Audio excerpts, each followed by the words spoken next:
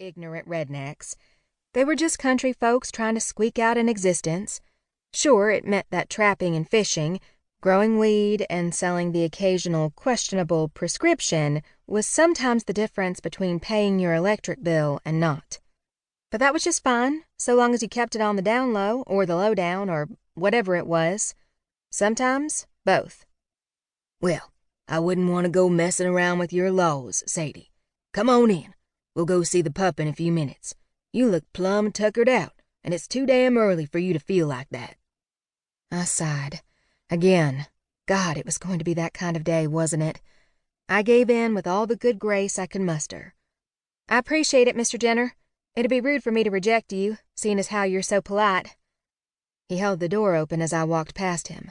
The house smelled faintly of mildew, but it was in that manner that all old houses do. Doesn't matter how much you care for them or how little you put in. Once a house has aged for a while, there's a certain scent to it. And that scent is rot.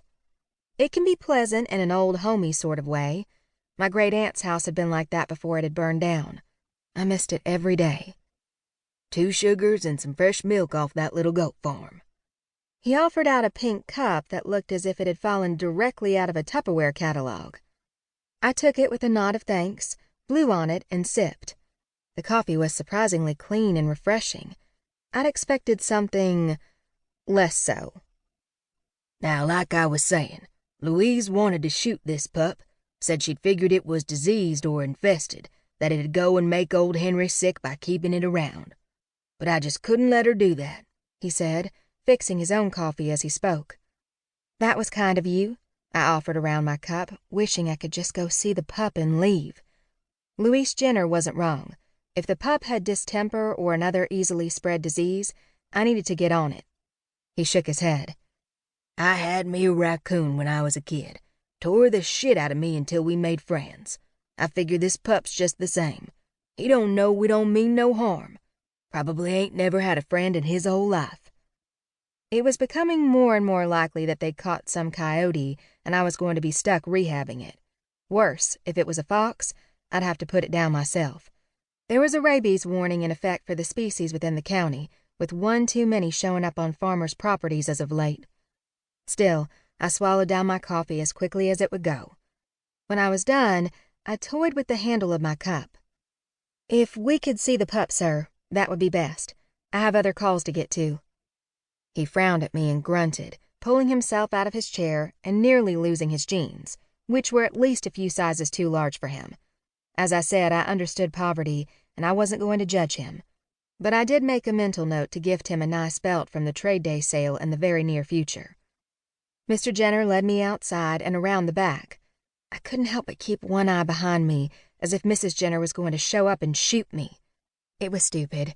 If she'd run off to her mother's, she really wouldn't be back until she'd cooled down. Our neighborhood was well separated from each other, but the Jenner household fights were legendary. The live trap was a well-oiled, well-cared-for device.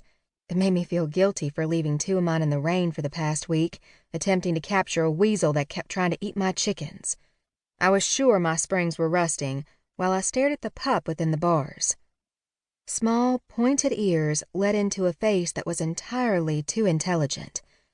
His tiny black eyes stared back into mine, and I felt as though I was looking into a deep, thoughtful pit of knowledge that identified me as a potential threat. I stayed back from the white and black pup, even as I pulled out my cell phone to get a picture. It was amazing what a post on social media could do to help someone locate their lost dog. Assuming the pup was lost to begin with. I got the feeling that he was well aware of what he'd done, where he was, and perhaps even how to escape his current confines. "You want me to take him with me?" I asked, already knowing the answer. Mr. Jenner chuckled. Unless you're willing to overturn those laws of yours. They aren't my laws, but no, I don't want him put down. If he's sick, we'll do it at the vet, I said, reaching for the cage. Inside, the pup twisted around in a knot and hunkered. His ears lay flat, and he gave me a look that said he had no interest in becoming my pal. I didn't bother him, instead wiggling out of my jacket and draping it over the cage. My teeth chattered. I'll bring it back to you once we know something about him, all right? Sounds good enough to me. You just watch yourself and don't let him bite.